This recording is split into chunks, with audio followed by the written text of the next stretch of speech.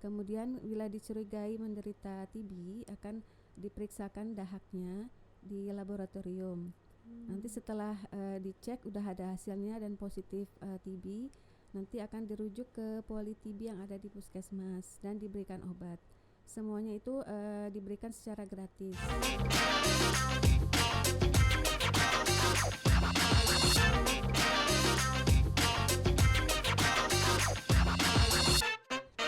Ya, baik Sobat ID sekalian ya.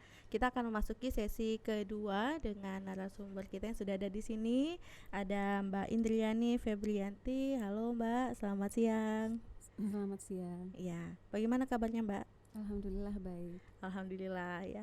Nah, beliau ini adalah penanggung jawab program TB di Puskesmas Gang Sehat Pontianak ya Mbak ya. Ya, sudah berapa lama Mbak pegang program TB? Sudah sekitar 5 tahun.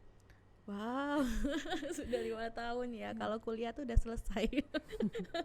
Ya, luar biasa. Berarti suka dukanya sudah banyak sekali ya, Mbak ya, ketemu pasien TB.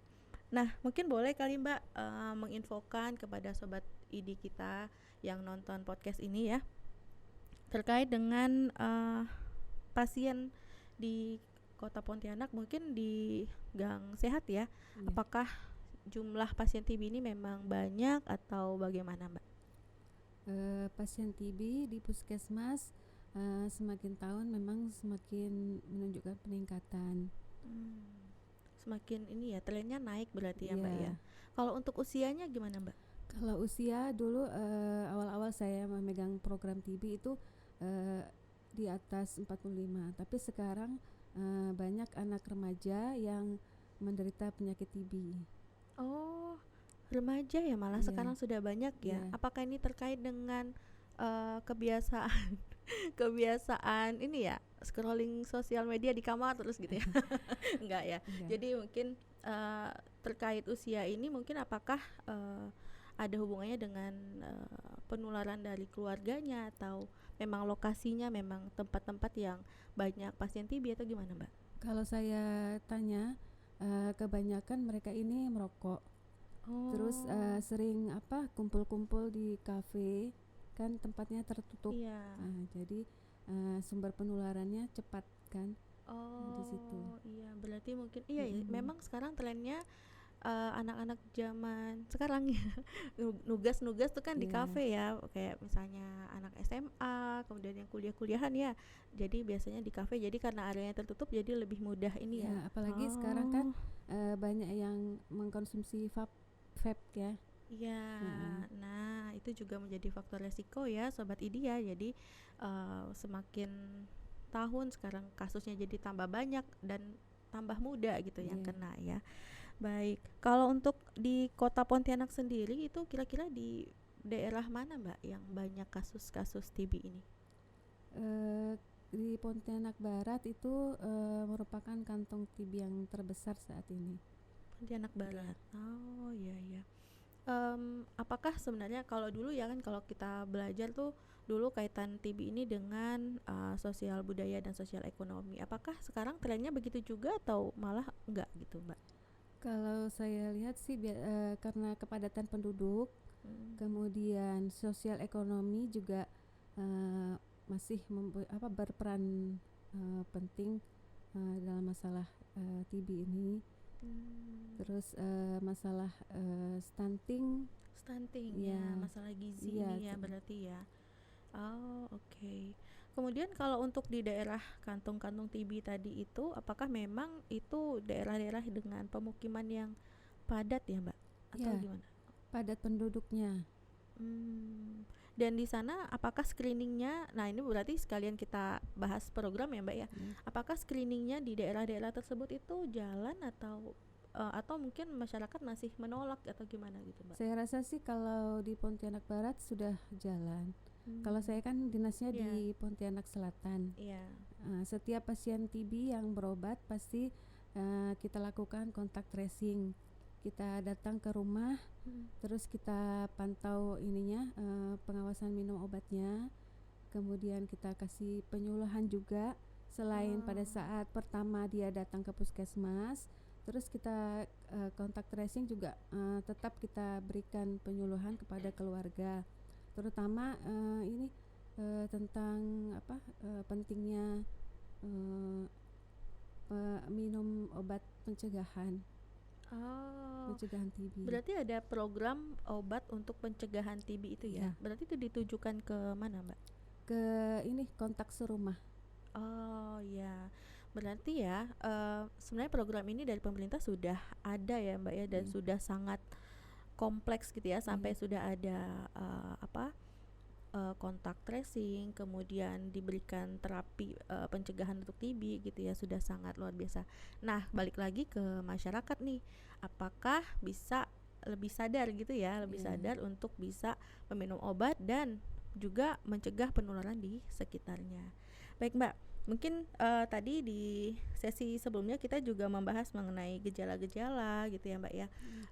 Kalau pengalaman Mbak Indris sendiri gitu, kalau misalnya ketemu pasien-pasien TB, gejalanya apakah khas seperti yang tadi sudah disebutkan, atau memang ada malah yang nggak khas gitu? Seperti yang sudah disebutkan Dr. Andreas tadi, memang gejala TB itu khas, batuk, biasanya lebih dari 2 minggu, tidak mereda walaupun sudah diberikan obat. Kemudian ada demam juga, meriang-meriang atau subfebris. Kemudian ada penurunan berat badan atau nafsu makannya menurun. Jadi memang khas ya. Jadi pasien-pasien itu pun datangnya juga sesuai gitu ya, sesuai dengan teori dan memang trias itu ya Mbak ya. Nah baik, kalau misalnya gini Mbak, untuk teman-teman nih yang mungkin menemukan kasus suspek TB gitu ya. Nah, bagaimana alurnya nih kalau misalnya di puskesmas? Kalau misalnya ada keluarga kita, tetangga kita, atau mungkin diri kita yang merasakan trias tadi, kita harus kemana Mbak? Bisa memeriksakan diri ke pelayanan kesehatan terdekat. Kalau di puskesmas, pasien akan diperiksa dulu di poli oleh dokter. Kemudian bila dicurigai menderita TB, akan diperiksakan dahaknya di laboratorium. Nanti setelah dicek udah ada hasilnya dan positif TB, nanti akan dirujuk ke poli TB yang ada di puskesmas dan diberikan obat. Semuanya itu diberikan secara gratis. Wah, nah ini nih penting nih, ini gratis ya teman-temannya, baik punya BPJS atau enggak? Iya, gratis semua. Gratis loh. Nah, jadi jangan ragu-ragu ya, jangan berpikir nanti obatnya lama kan Mbak ya? Iya, 6 bulan. 6 bulan nih saya harus siapkan uang berapa, saya harus bekerja bagaimana gitu ya, nggak perlu. Karena semuanya sudah program pemerintah itu gratis, dari screening sampai terapi ya. Nah, setelah terapi itu nanti ada ininya juga, ada pemeriksaan lagi Mbak. Untuk yang kontak serumah disarankan untuk memeriksakan namanya tes mantok kalau yang tidak ada gejala. Kalau yang ada gejala batuk, maka akan diperiksakan dahaknya. Kalau yang tidak bergejala, maka akan dites mantok. Di Puskesmas Gang Sehat itu setiap hari Rabu jadwal pemeriksaan mantoknya. Wah, ini programnya sudah ini ya, sudah advance, sudah berjalan lama ya Mbak ya. Berarti lebih dari 5 tahun ya berarti ya? Kalau tes mantok ini baru-baru ini. Baru-baru ini. Oh ya. Berarti masyarakat jangan sungkan-sungkan kalau misalnya di Puskesmas Gang Sehat itu berarti setiap hari Rabu. Nah, itu terutama untuk screening ya Mbak ya. Keluarga yang berada satu kontak serumah. Karena TB ini memang penularannya kontak erat ya. Kalau misalnya tetangga yang nggak pernah, yang ketemunya cuma 5 menit 10 menit tuh kira-kira bisa tertular nggak Mbak? Kalau dia pernah ada kontak diperiksa. Tetap diperiksa berarti ya. Jadi kalau misalnya sudah tahu ada satu pasien gitu ya di suatu lingkungan dan merasa kontak gitu ya, boleh ke puskesmas untuk screening tadi ya, baik bergejala ataupun tidak bergejala. Oh ya, oke, baik. Nah, kemudian Mbak, tadi kita membahas mengenai alur pemeriksaan. Kemudian kalau obat ini berapa lama sekali pasien harus ngambil obat ke puskesmas Mbak?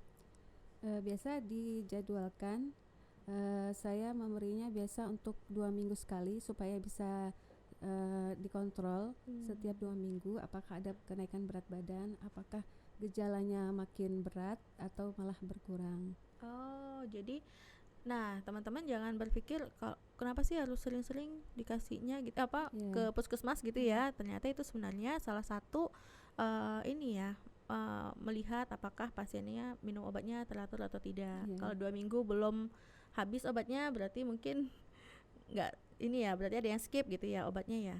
Ya, kalau dijadwalkan ada kartu TB 01 dan TB 02 untuk melihat pemantauan minum obatnya. Iya. Nah, ini juga menarik nih. Kalau pemantauan minum obat berarti nanti ada keluarga yang dilatih atau bagaimana, Mbak? Kalau untuk pemantauan minum obat itu biasanya dari keluarganya sendiri. Terus kita dibantu juga oleh kader. Kita punya kader TB yang setiap saat akan memantau perkembangan minum obatnya. Oh, oke. Jadi kalau misalnya berarti kadernya datang ke rumah? Iya. Wah, sudah sangat dipermudah ya. Jadinya ini. Kemudian dalam waktu 2 minggu itu berarti juga ditanyakan mungkin efek samping yang dirasakan atau apa gitu ya, Mbak ya. Biasa kan kalau baru-baru minum obat biasa kan suka ada keluhan pasien. Keluhannya apa aja, Mbak? Biasanya mual. Atau pusing atau malah lemah, badannya lemas. Iya. Jadi biasanya putus obat tuh malah di awal-awal gitu. Iya, karena efek samping obat. Tapi kan kita selalu ada WA, bisa WA ke saya atau ke dokter. Jadi nanti pasiennya akan disuruh kontrol lagi ke puskesmas apabila ada gejala. Berarti kalau ada keluhan itu dibarengi obat yang lain atau obatnya diganti? Dibarengi obat lain biasanya. Kalau misalnya masih bisa diatasi gitu ya, Mbak ya. Biasanya itu proses adaptasi awal-awal minum obat. Iya. Biasanya selama ini berapa lama bisa proses adaptasi itu, Mbak? Biasa 2 minggu sudah bisa adaptasi obatnya. Setelah itu sudah aman gitu ya biasanya ya. Nah, jadi jangan khawatir ya Sobat ID semuanya kalau misalnya ada yang sedang mengkonsumsi obat TB terus misalnya ada keluhan, jangan sungkan. Tadi bisa WA loh, tidak harus langsung datang gitu ya, Mbak ya. Bisa WA dulu, kemudian kalau butuh pemeriksaan maka datang ke puskesmas gitu untuk kontrol kembali ya. Nah, mungkin ada edukasi untuk pasien TB nih, mungkin yang nonton channel ini kan beragam ini ya, mungkin ada pasien di sini yang mungkin butuh edukasi, Mbak, untuk bagaimana menghadapi penyakitnya, kemudian biar dia bisa kesejahteraan hidupnya bisa baik gitu ya, bisa bertahan untuk minum obatnya tidak putus, kemudian mencegah penularan. Mungkin dari Mbak Indri silakan. Bagi pasien-pasien yang sedang menjalani pengobatan, saya berharap pasien itu mempunyai motivasi kuat untuk sembuh. Jadi selain nanti akan meningkatkan produktivitasnya, karena kalau kita sakit TB kita tidak akan bisa beraktivitas seperti biasa. Terus kehidupan ekonominya juga terhambat kan. Kemudian keluarga yang di sekitarnya juga ikut tertular kalau misalnya kita tidak teratur minum obat, apalagi sampai resisten obat. Nah itu yang bahaya. Kalau resisten obat, karena Mbak Indri menyebutkan ada nih pasien-pasien resisten obat. Kalau resisten obat ini terapinya berbeda atau bagaimana, Mbak? Jenis obatnya beda. Jadi kalau pasien sudah resisten obat akan kita langsung rujuk ke rumah sakit. Berarti kalau sudah resisten dirujuk ke rumah sakit yang mana, Mbak? Ke Sudarso. Ke Sudarso. Berarti sistem rujukannya sudah ada berarti ya, Mbak ya. Oke. Kalau sampai putus obat nih, Mbak, misalnya di 2 bulan terus tiba-tiba lupa atau misalnya ada sempat bosan gitu terus dia putus obat. Apakah pengobatan kembali dari awal atau bagaimana, Mbak? Kalau dikatakan putus obat itu setelah 2 bulan tidak minum obat. Kalau sebelum 2 bulan dia masih bisa melanjutkan sampai selesai. Nah, karena banyak sekali ya di masyarakat itu bilangnya, nanti kalau 1 kali 2 kali nggak minum obat terus harus ngulang gitu ya dari awal gitu ya. Ternyata 2 bulan baru kita sebut dengan putus obat ya Mbak ya. Tapi tetap minum obat itu harus teratur supaya efeknya baik efeknya gitu ya. Bisa ini ya, bisa menterapi kumannya itu ya. Ya, supaya kumannya tidak menjadi resisten. Ya. Itu pentingnya minum obat dengan teratur dan tuntas gitu ya Mbak ya. Baik, kemudian Mbak, nah tadi kan kita juga membahas bagaimana sih perilaku pasien TB itu di rumah. Kalau dulu itu saya pernah dengar itu harus sampai ini ya, nggak boleh meludah sembarangan, harus ada tempat khusus disediakan. Itu sekarang juga begitu atau? Ya, masih. Jadi apalagi kan kuman TB ini menyebar melalui udara. Jadi untuk membuang dahak itu tidak boleh sembarangan. Jadi harus disediakan tempat yang tertutup. Biasanya diberikan cairan desinfektan. Cairan desinfektannya apa nih Mbak yang bisa biasanya Lysol atau Baiklin. Terus diencerkan atau biasanya biar aja gitu ya.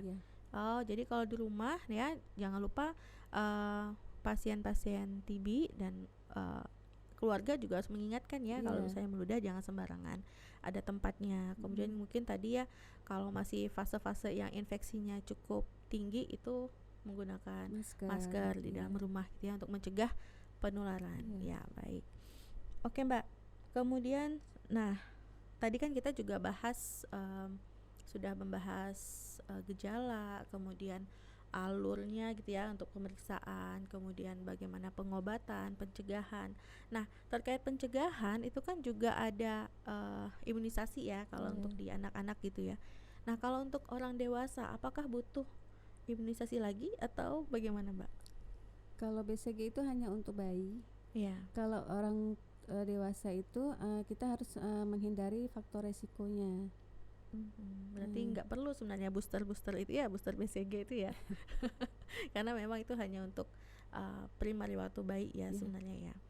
Oke. Nah, kalau untuk programnya sendiri Mbak, selama ini ada kesulitan nggak menjalankan program TB di puskesmas? Pasti ada. Apalagi masyarakat ini kan beragam itunya sifatnya. Jadi kami biasanya kalau sudah turun lapangan itu untuk kontak tracing itu biasa tidak bisa menemui kendalanya, tidak bisa bertemu dengan pasiennya karena bekerja, pasiennya bekerja karena masalah waktu. Tapi biasanya kader yang akan membackup datang ke rumah pasien. Kemudian untuk pengobatan terapi pencegahannya masih banyak masyarakat yang belum mengerti dan belum mau untuk mengikuti saran dari petugas untuk mengkonsumsi terapi pencegahan TBT ini. Berarti permasalahannya pertama adalah tracing tadi, kontak tracing gitu ya, sama terapi pencegahan itu ya. Padahal itu sangat penting ya, karena kontaknya kan erat ya. Walaupun misalnya sudah pakai masker, sudah buka ini ventilasi, terus jendela rumah. Karena sebelum terdiagnosa TB kan pasti sudah ada. Betul. Setiap hari kita sudah kontak dengan pasien kan. Pasti betul. Sudah ada kuman yang masuk ke dalam tubuh keluarga kita kan. Ya, karena biasanya kalau sudah terdiagnosa itu kan sebenarnya infeksinya sudah lebih lama ya. Ya, baik. Jadi itu tadi suka dukanya ya. Karena TB itu biasa disebut penyakit keturunan. Jadi padahal ini misalnya kakeknya pernah menderita TB. Nanti berapa tahun kemudian anaknya menderita TB. Padahal itu bukan keturunan, tapi karena pernah terpapar kuman TB, jadi waktu daya tahan tubuhnya lagi turun, jadi kambuh. Jadi kadang biasa disebut suka dibilang penyakit keturunan. Itu hoax yang memang harus kita luruskan ya Mbak ya. Jadi TB itu bukan penyakit keturunan, tapi bisa tertular gitu ya. Jadi yang tertular bukan keturunan. Ya, makanya itu pentingnya terapi pencegahan TB untuk memutus mata rantai penularan TB. Ya, oke. Nah, jadi sobat ID semuanya ya, jangan jangan khawatir kalau misalnya kita terkena TB. Nah, jangan hanya memikirkan diri sendiri tetapi juga lingkungannya. Jadi TB itu bisa diobati, bisa dicegah. Nah, pencegahannya tadi sudah ada loh program pemerintah dan ini gratis juga ya Mbak ya? Gratis juga. Nah, untuk terapi pencegahan. Jadi harapannya sekeluarga itu sehat, lingkungan juga sehat dan menuju Indonesia yang lebih sehat gitu ya Mbak ya. Nah, oke. Kemudian kalau untuk pasiennya sendiri, ini agak-agak sensitif ya. Pasiennya sendiri banyak yang ngeyel nggak sih Mbak? Ada beberapa yang suka mengubah jadwal minum obatnya. Oh, mengubah sendiri? Iya. Wah, luar biasa. Padahal kan maksudnya supaya tidak lupa kan, jamnya harus minumnya harus teratur. Betul. Setiap hari jamnya harus sama, itu supaya ingat tidak lupa. Tapi kadang pasien ini suka mengubah sendiri jadwalnya. Itu sebenarnya bahaya ya Sobat ID ya, karena obat itu kan punya waktu paruh ya, waktu bekerjanya ya Mbak ya. Jadi walaupun mungkin saya minum obat kok hari ini, tapi hari ini jam 12 siang, besok jam 8 malam gitu, lusanya gitu ya. Nah itu sebenarnya jadi obatnya jadi nggak efektif ya. Nanti bisa resisten juga ya. Karena walaupun minum obatnya tiap hari, tapi karena jamnya tidak tepat, tidak sesuai, nah ini juga bahaya ya. Jadi memang benar-benar harus pengetahuan kita nih ya sebagai masyarakat ya, terutama pasien TB dan PMO tadi ya. Nah itu bukan hanya mengingatkan hari minum obatnya setiap berapa hari gitu ya, tapi juga jamnya juga harus tepat seperti itu. Kemudian ada ini lagi Mbak, selain sering mengubah-ubah jam, beberapa pasien ada yang sudah merasa sembuh, tidak ada gejala, jadi tidak meneruskan pengobatannya. Gitu. Karena merasa sudah sembuh gitu ya. Jadi akhirnya putus obat jadinya. Putus obat, terus didatangin pun tetap tidak mau meneruskan pengobatan. Gitu. Ya karena sebenarnya itu tadi di sesi 1 juga kita sudah bahas ya kan, ada periode-periodenya. Jadi ada masa-masanya nih. Kuman ini kan sebenarnya mungkin sudah tidak bergejala, tapi di dalam dia masih aktif gitu ya. Makanya obat TB ini harus selesai, harus tuntas gitu ya, walaupun sudah tidak ada gejala seperti itu. Baik Mbak, mungkin sebelum kita tutup sesi kedua ini, ada sepatah dua patah yang Mbak Indri mau sampaikan dulu. Bagi siapa saja yang mempunyai gejala batuk tidak sembuh-sembuh, apalagi sudah 2 minggu lebih batuknya makin kuat, sebaiknya memeriksakan diri ke kemana saja, ke pusat pelayanan kesehatan yang terdekat, karena semua pusat pelayanan kesehatan sudah memberikan pengobatan secara gratis. Kemudian untuk teman sejawat, dokter, apoteker, analis, bidan dan lain-lainnya, mari kita berkolaborasi bersama untuk memberantas TBC supaya kita bisa menuju eliminasi TBC tahun 2030. Wow, ya benar sekali Mbak. Ini closing statement yang luar biasa. Jadi mari kita berkolaborasi ya Mbak ya. Nggak bisa nih hanya perawat saja, dokter saja, gizi saja ya, semuanya harus ikut nih berjuang bersama-sama untuk memberantas TB. luar biasa kan, TB ini kan dari sebelum kemerdekaan ya Mbak ya. Iya, sudah ada vaksinnya, sudah ada obatnya, tapi sudah ada. Nah, tidak selesai. Tidak selesai. Kenapa? Ya banyak faktornya tadi ya. Salah satunya adalah mungkin kita masih kurang aware gitu ya, kita sebagai masyarakat. Kemudian ya tadi kolaborasinya harus ditingkatkan lagi kalau untuk di tenaga medis ya. Semuanya harus berjuang. Jadi nggak hanya ya kita harus screening, kita harus temukan, kita obati, tapi juga ya tadi efek sampingnya juga harus kita terapi, kemudian diedukasi bahwa obat ini harus selesai. Kemudian pola hidup juga tadi ya, dari Dr. Andreas juga menyatakan pola hidup gitu ya. Jadi makanan yang seimbang, olahraga ya, jangan stres gitu ya. Nah mungkin tadi yang remaja-remaja ya banyak begadang gitu ya, begadang di kafe-kafe gitu ya, akhirnya mata rantainya jadi nggak putus-putus nih. Nah mungkin mari bersama kita bersama-sama dari tim medis, masyarakat juga ya, keseluruhan, agar program ini tuh bisa berhasil gitu ya, agar Indonesia bisa bebas TB. Baik, mungkin itu saja yang kita bahas pada podcast kita kali ini ya, dari ID Kota Pontianak.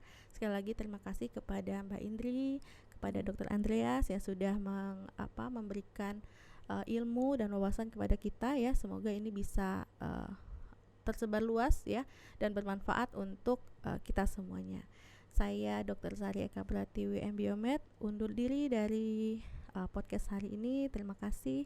Assalamualaikum warahmatullahi wabarakatuh.